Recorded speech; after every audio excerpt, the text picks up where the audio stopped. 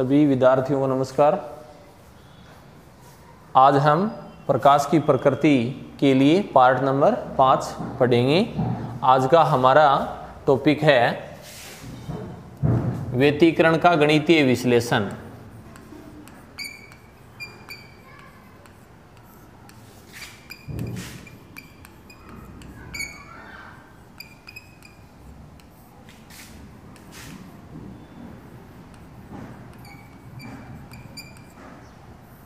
व्यतिकरण का गणितीय विश्लेषण यानी आज हम व्यतिकरण जो अपन ने पार्ट नंबर 4 में अपन ने पढ़ा था यंग के द्विसलिट प्रयोग के बारे में, ठीक है। संपोषी व्यतिकरण, विनाशी व्यतिकरण, इन सब के बारे में अपन पढ़ चुके हैं। अब व्यतिकरण में जो हमें परिणामी तरंग प्राप्त होती है, व्यतिकरण की घटना में दो तरंगें अध्यारोपित होकर और एक ही तरंग का निर्माण करती हैं, जिससे हमें एक परिणामी तरंग प्राप्त होती है जिसका आयाम और तीव्रता या तो बढ़ जाते हैं या कम हो जाते हैं। तो उस परिणामी तरंग को किस प्रकार से हम गणितीय रूप में प्रदर्शित कर सकते हैं, परिणामी तरंग का समीकरण क्या होगा, परिणामी तरंग का आयाम कितना आएगा, संपोषी व्यतिकरण में कितना आएगा, विनाशी में कितना आएगा, परिणामी तरंग की तीव्रता क्या आएगी, ये सारी चीजें हम गणितीय विश्लेषण में प्राप्त करेंगे, ठीक है। तो आज का अपना टॉपिक है व्यतिकरण का गणितीय विश्लेषण। गणितीय विश्लेषण में सबसे पहले हम परिणामी तरंग का समीकरण प्राप्त करेंगे। उसके लिए हमें कुछ चीजें मान लेनी है। पहले ध्यान से सुने क्या क्या मानेंगे अपन। माना दो समान आवर्ती की प्रकाश तरंगें, माना दो समान आवर्ती की प्रकाश तरंगें एक ही दिशा में एक ही पथ पर समान चाल से चलकर आपस में अध्यारोपित होती हैं। माना दो समान आवर्ती की प्रकाश तरंगें एक ही दिशा में एक ही पथ पर समान चाल से चलकर आपस में अध्यारोपित होती हैं, ठीक है।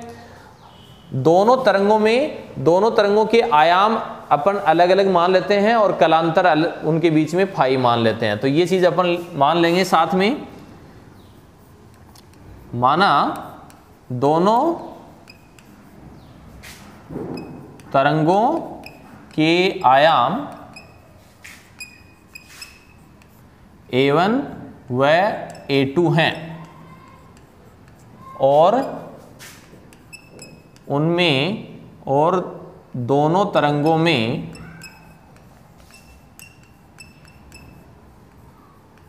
कलांतर फाई है, ठीक है। ये चीज अपने को मान लेनी है कि माना दो प्रकाश तरंगें हैं, दोनों तरंगों की आवर्ती समान है, एक ही दिशा में एक ही पथ पर संचरित हो रही हैं, और साथ ही हमने ये माना कि पहली तरंग का आयाम A1 है और दूसरी तरंग का आयाम A2 है, और दोनों तरंगों के बीच में कलाकोणों का अंतर यानी कलांतर फाई है। अब तरंग फर्स्ट का समीकरण क्या होगा,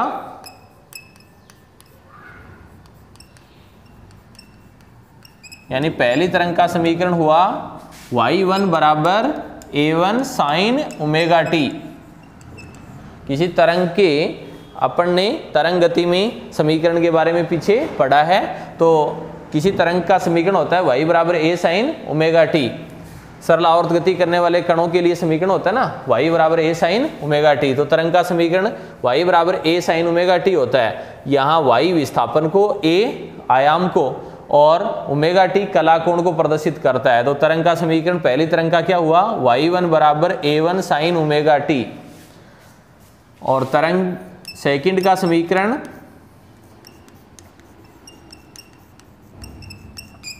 y2 बराबर, उसको y2 लिख लेंगे a2 sine omega t plus phi. उसमें कलाकोणों का अंतर अपन फाई जोड़ देंगे, यानी देखो इसमें कलाकोण ओमेगा टी है, इसमें ओमेगा टी प्लस फाई है, इसलिए दोनों तरंगों के कलाकोणों में कितना अंतर हुआ, फाई का, ठीक है। अब अध्यारोपण के सिद्धांत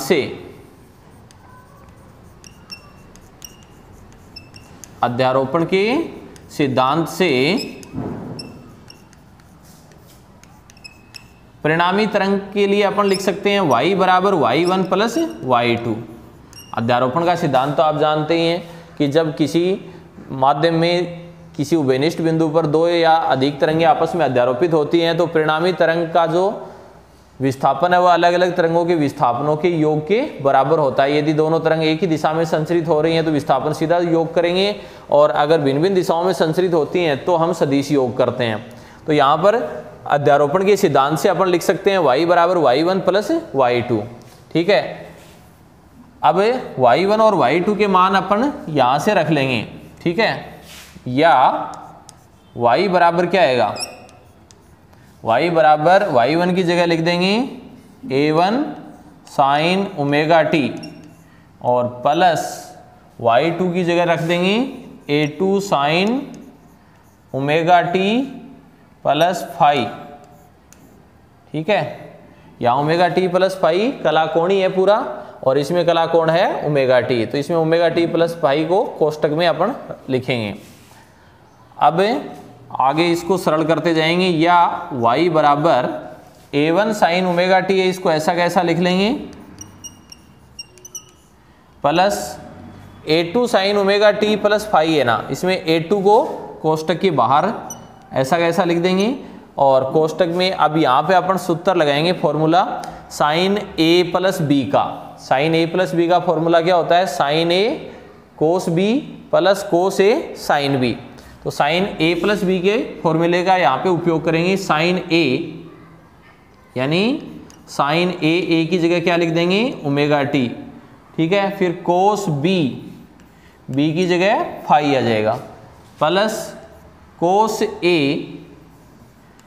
की जगह ओमेगा टी, और साइन b की जगह phi.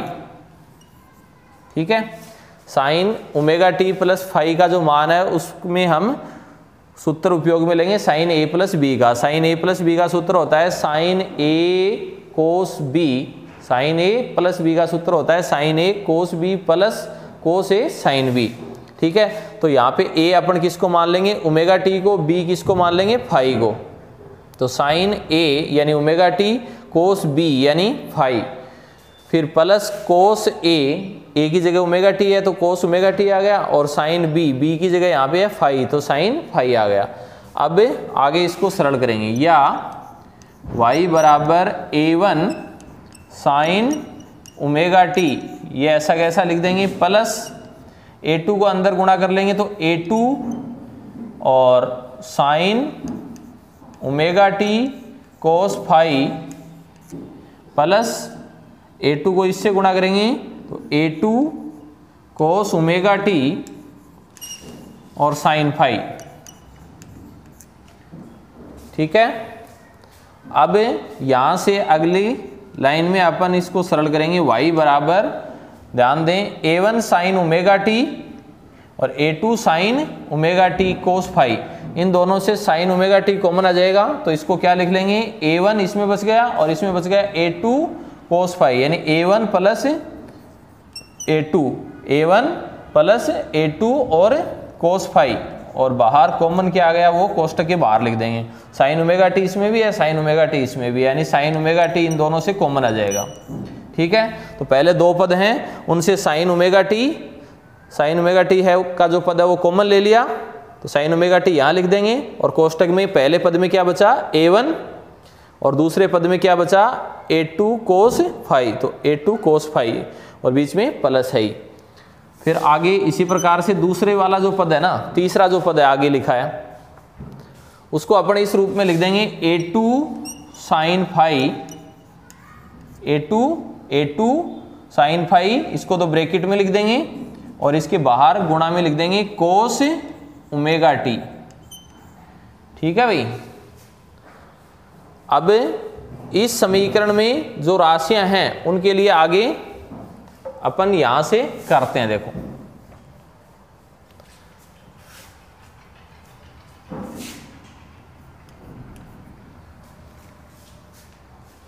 a1 plus a2 cos phi है, a1 plus a2 cos phi है, इसको r कोस थीटा मान लेंगे, और a2 साइन फाई को r साइन थीटा। तो यहां पे अपन लिखेंगे, क्या लिखेंगे, माना, क्या माना, a2 साइन फाई बराबर r साइन थीटा। इसकी जगह आर साइन थीटा लिख देंगे, ठीक है। और a1 plus a2 cos phi है ना,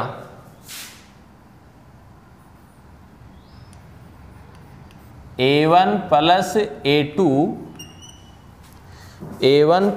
a2 कोस फाई, इसकी जगह हम आर कोस थीटा मान लेंगे। ध्यान दें, यहां थीटा और आर क्या है वो आगे बताएंगे आपको। आर परिणामी जो तरंग आएगी उसका आयाम आएगा और थीटा उसका प्रारंभिक कला कोण आएगा। तो परिणामी तरंग का समीकरण हम प्राप्त करना चाहते हैं गणितीय विश्लेषण में, यानी व्यतिकरण की घटना में दो तरंगों के अध्यारोपण से बनने वाली परिणामी तरंग का समीकरण क्या होता है। जैसे पहली तरंग का समीकरण ये है, दूसरी तरंग का समीकरण ये है, ठीक है। पहली तरंग का समीकरण है y1 बराबर a1 साइन ओमेगा टी, दूसरी का है y2 बराबर a2 sine omega t plus phi. तो ऐसे ही परिणामी तरंग का भी समीकरण हमें प्राप्त होगा। उस परिणामी तरंग का समीकरण में r परिणामी तरंग का आयाम आ जाएगा और थीटा प्रारंभिक कला कोण आ जाएगा। जैसे यहाँ आयाम है पहली और दूसरी तरंग में a1 और a2, ठीक है, वैसे वहां परिणामी तरंग का आयाम r प्राप्त हो जाएगा। तो इसलिए हम a1 plus a2 cos phi की जगह r कोस थीटा और a2 साइन फाई की जगह r साइन थीटा मान लेंगे। और इसको समीकरण, ऊपर वाले को समीकरण नंबर 1 और इसको समीकरण नंबर 2 लगा देंगे, ठीक है। अब आगे देखिए,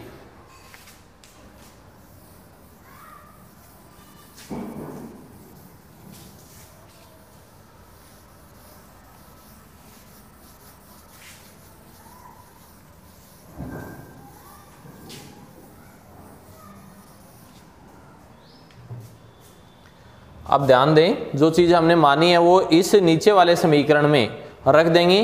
तो या y बराबर क्या प्राप्त होगा, देखो a1 plus a2 cos phi है, a1 plus a2 cos phi की जगह r कोस थीटा लिख देंगे, r कोस थीटा और साइन ओमेगा टी ऐसा कैसा, ठीक है। फिर बीच में प्लस, और a2 साइन फाई है, a2 साइन फाई की जगह r साइन थीटा मान रखा है तो इसको लिख देंगे r sine theta, a2 sine phi की जगह r साइन थीटा रख देंगे। और बच गया क्या, कोस ओमेगा टी, तो कोस ओमेगा टी यहां गुणा में लिख देंगे। यानी a2 साइन फाई जो है, a2 साइन फाई की जगह r साइन थीटा, तो a2 साइन फाई यहां था, उसकी जगह हमने क्या लिख दिया, r साइन थीटा लिख दिया। और आगे गुणा में क्या था, कोस ओमेगा टी, तो कोस ओमेगा टी ऐसा कैसा,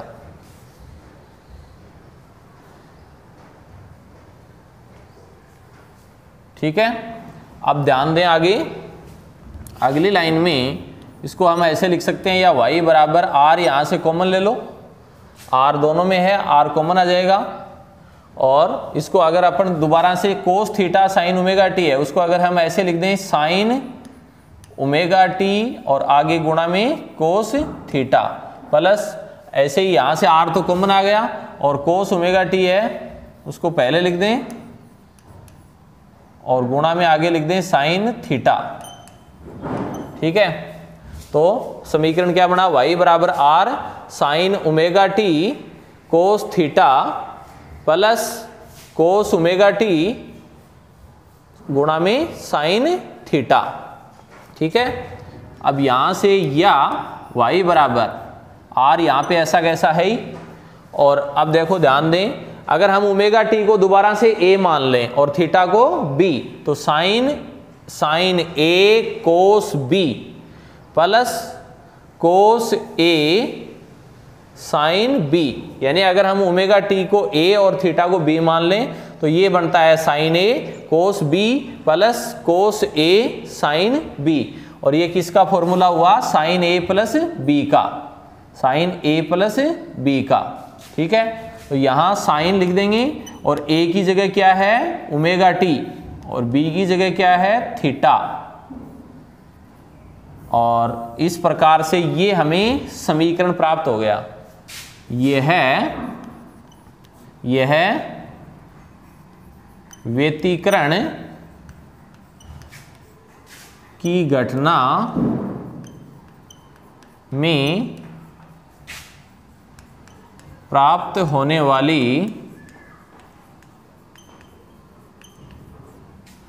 परिणामी तरंग का समीकरण है।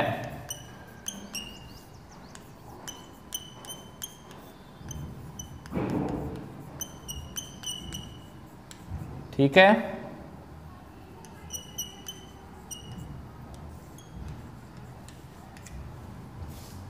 यानी ये समीकरण किसको प्रदर्शित करता है? परिणामी तरंग के समीकरण को। परिणामी तरंग किसे कहते हैं? दो तरंगों के अध्यारोपण से जो तरंग बनती है उस तरंग को परिणामी तरंग कहते हैं। ठीक है, तो यहाँ पे दो प्रकाश तरंगों के व्यतिकरण की घटना से और हमें एक ही तरंग प्राप्त हुई और उस तरंग को हम परिणामी तरंग कहते हैं। और परिणामी तरंग का समीकरण होता है y बराबर r sin omega t plus theta. यहाँ जैसे कोई भी तरंग का समीकरण होता है y बराबर a sin omega t plus phi plus theta, ऐसे लेते हैं ना, तो यहाँ परिणामी तरंग का आयाम आता है। इसका मतलब r क्या है? परिणामी तरंग का आयाम है और थीटा प्रारंभिक कला कोण है। यानी ओमेगा टी प्लस फाई को तो कला कोण या कला नियतांक कहते हैं और अकेले यहाँ पे थीटा या फाई होता है वो उसको अपने प्रारंभिक कला बोलते हैं, यानी ये प्रारंभिक कला कोण है। तो यहाँ r परिणामी तरंग का आयाम है।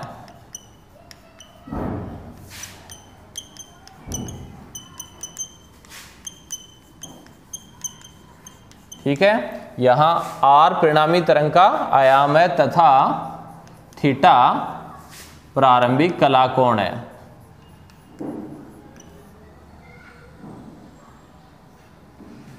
तथा थीटा प्रारंभिक कला कोण है। तो ये व्यतिकरण की घटना में हमने परिणामी तरंग का समीकरण प्राप्त कर लिया है। यानी परिणामी तरंग का समीकरण होगा y बराबर r sin omega t plus theta. r परिणामी तरंग का आयाम है और थीटा प्रारंभिक कला कोण है।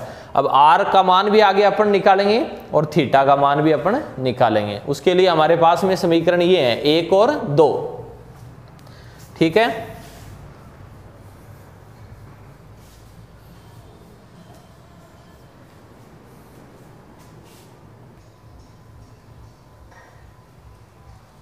अब हम परिणामी तरंग का आयाम ज्ञात करेंगे। यानी हमारा जो समीकरण प्राप्त हुआ है परिणामी तरंग का y बराबर r sin omega t plus theta, इसमें r परिणामी तरंग का आयाम है।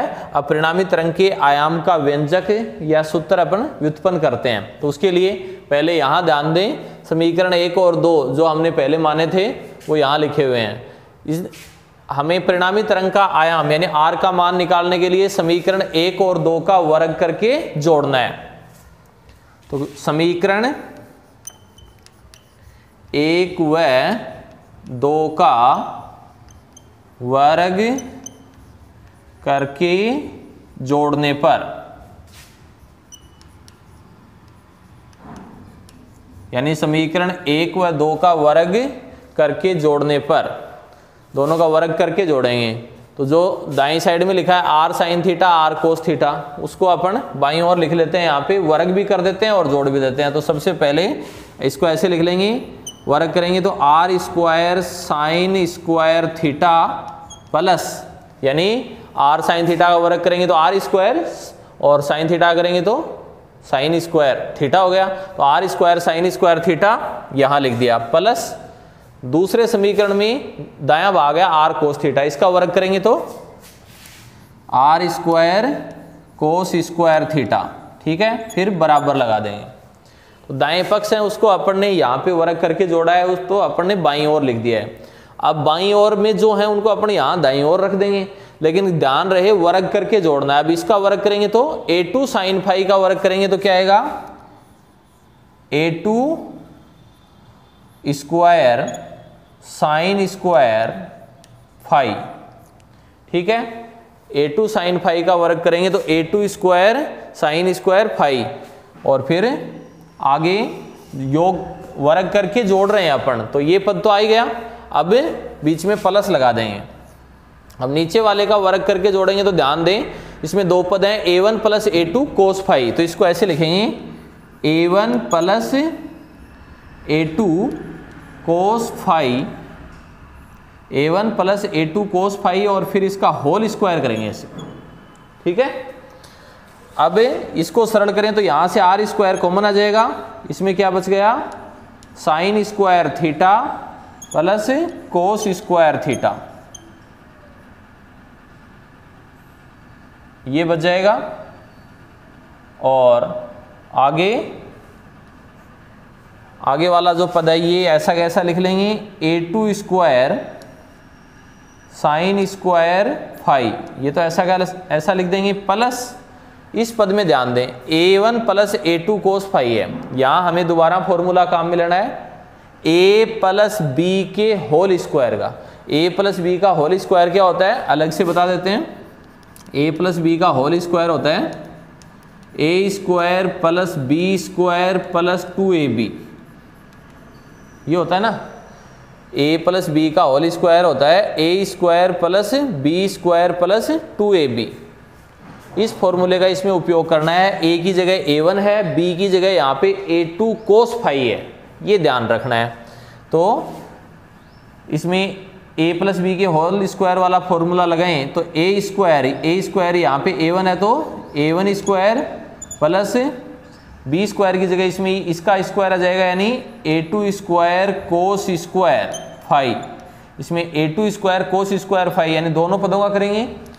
और प्लस 2ab आता ना, तो 2ab की जगह 2 ऐसा कैसा, a की जगह a1 आ जाएगा और b की जगह a2 कोस फाई,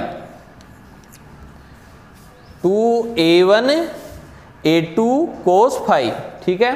तो इस फॉर्मूले का अपन उपयोग यहां पे करेंगे, a प्लस बी के होल स्क्वायर वाले फॉर्मूले का।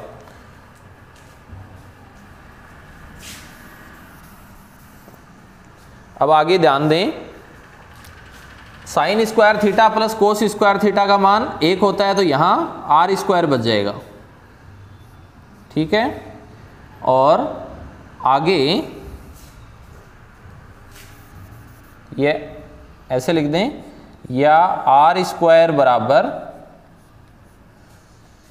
इधर इसमें ध्यान दें a2 square sine square phi है, इसमें a2 square cos square phi है, तो इसको मैं ऐसे लिख दूं, a1 स्क्वायर है उसको पहले लिख दूं a1 स्क्वायर, फिर प्लस ये जो मान है a2 square sine square phi है इसमें, और a2 square cos square phi है।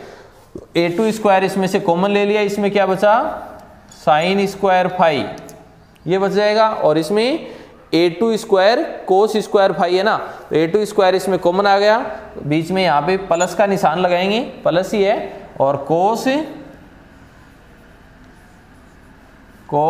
Square phi.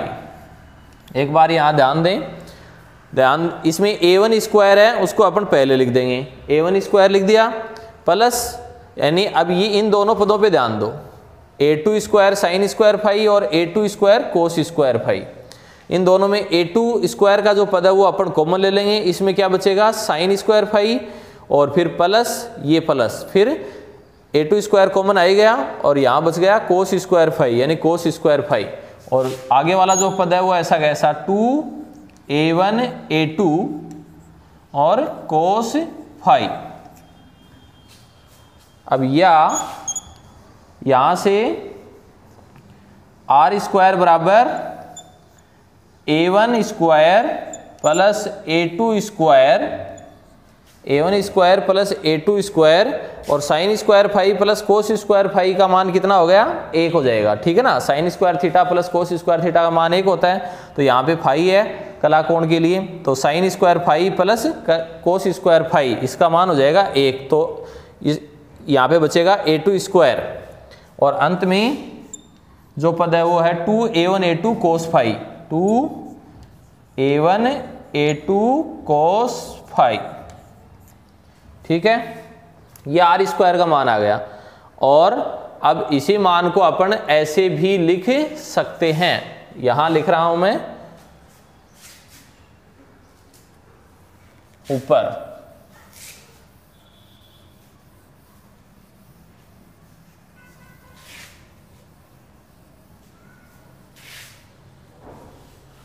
यहां से r का मान निकालेंगे तो या r आर बराबर a1 square plus a2 square, a1 square plus a2 square plus 2a1 a2 और कोस फाई। ठीक है, आर स्क्वायर बराबर है a1 square plus a2 square plus 2a1 a2 cos phi. तो आर बराबर लिखेंगे तो आर बराबर आ जाएगा a1 square plus a2 square plus 2a1 a2 cos phi और फिर इसका अंडर रूट। तो ये परिणामी तरंग का आयाम का समीकरण है। ठीक है, यह है परिणामी तरंग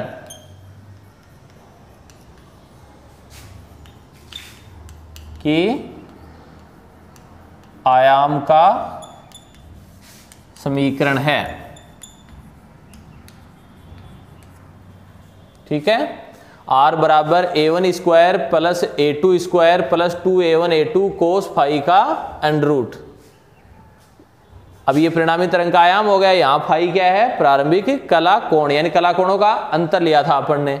पीछे अपन संपोषी और विनाशी व्यतिकरण के लिए कलांतर अपन लिख चुके हैं, पढ़ चुके हैं। तो यदि फाई का मान अपन 0, 2 पाई, 4 पाई लें तो संपोषी व्यतिकरण वाली स्थिति होगी। तो फाई का मान अगर अपन 0 लें, कोस 0 का मान कितना आ जाएगा? 1 आ जाएगा। तो फिर बाद में ये a1 प्लस a2 का होल स्क्वायर बन जाएगा और फिर इसका वर्गमूल लेंगे तो a1 प्लस a2, यानी संपोषी व्यतिकरण में r बराबर a1 प्लस a2 आ जाएगा। इसी प्रकार विनाशी व्यतिकरण कब होगा? जब कलाकोणों का अंतर पाई का विषम गुणज हो, अर्थात फाई बराबर पाई, 3 पाई, 5 पाई हो। तो कोस फाई की जगह, अब फाई की जगह अपन पाई लें तो कोस पाई का मान -1 होता है। -1 इसका मान लेंगे तब ये इसको सरल करेंगे तो r बराबर a1 माइनस a2 आएगा, यानी परिणामी तरंग का आयाम दोनों तरंगों के आयामों के अंतर के बराबर आता है। उसको अपन आगे प्राप्त करते रहेंगे। ठीक है,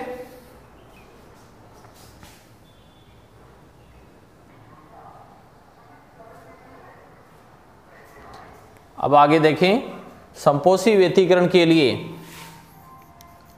संपोषी व्यतिकरण के लिए कलांतर फाई बराबर होता है 0, 2 पाई, 4 पाई, ऐसे आता है ना, 0, 2 पाई, 4 पाई।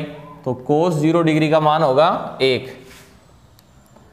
कोस 0 डिग्री बराबर होता है 1। तो ये मान अगर अपन फाई बराबर 0 डिग्री रख दें तो इसलिए r बराबर, यानी परिणामी तरंग के आयाम के समीकरण में फाई का मान अपन क्या ले लें? 0। तो कोस 0 का मान 1 हो जाएगा।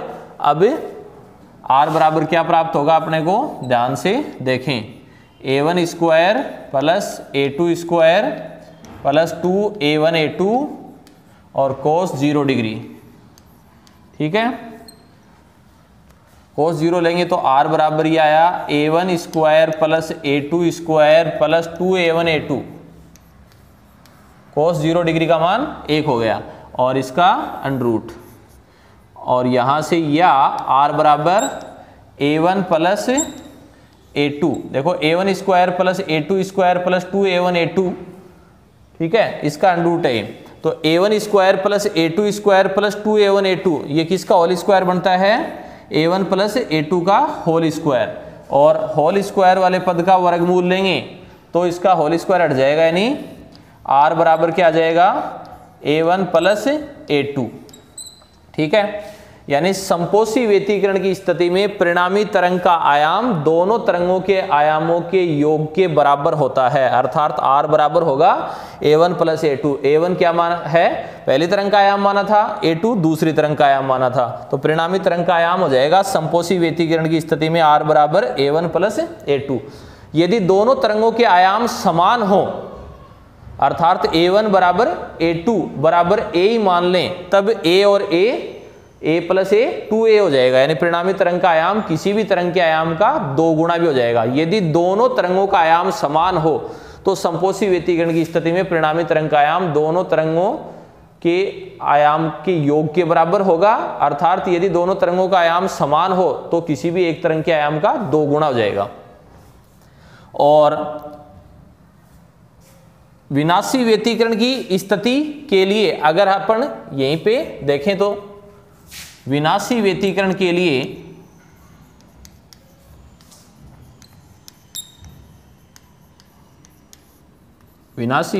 के लिए कलांतर फाई, दोनों तरंगों में कलांतर फाई बराबर होता है पाई, 3 पाई 5 पाई ऐसे ये मान आते हैं।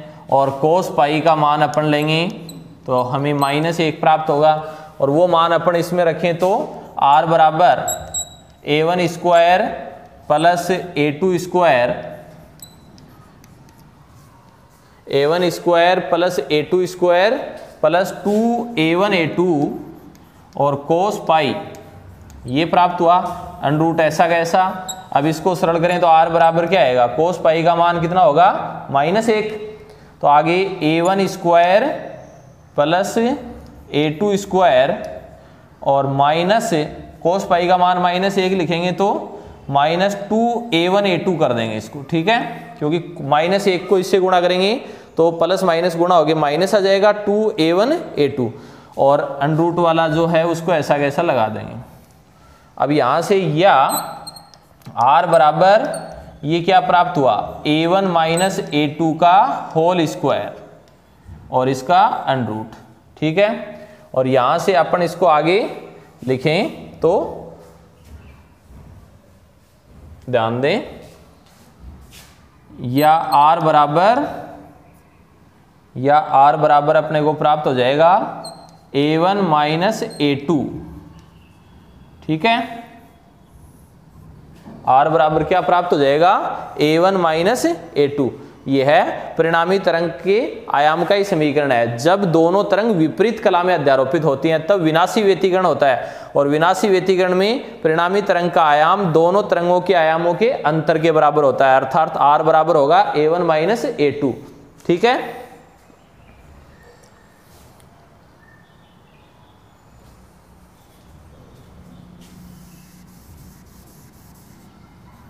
r बराबर होगा a1 माइनस a2।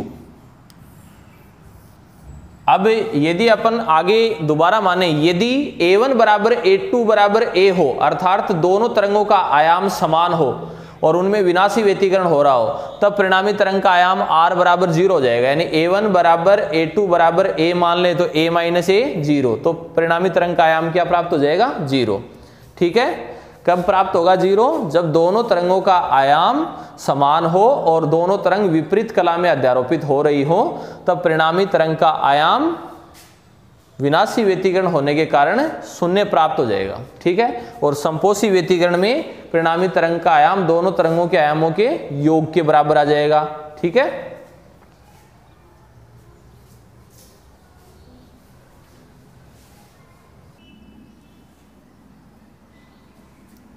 तो आज के पार्ट में बस इतना ही, बाकी गणितीय विश्लेषण अपन नेक्स्ट पार्ट नंबर 6 में पढ़ेंगे, जिसमें अपन प्रारंभिक कला कोण के लिए भी व्यंजक प्राप्त करेंगे और परिणामी तरंग की तीव्रता के लिए भी व्यंजक प्राप्त करेंगे। ध्यान से इसको समझें, अपने नोटबुक में लिखेंगे, अच्छी तरीके से याद करें और समझें, और कोई भी समस्या हो तो आप कमेंट्स कर सकते हैं, ठीक है। धन्यवाद।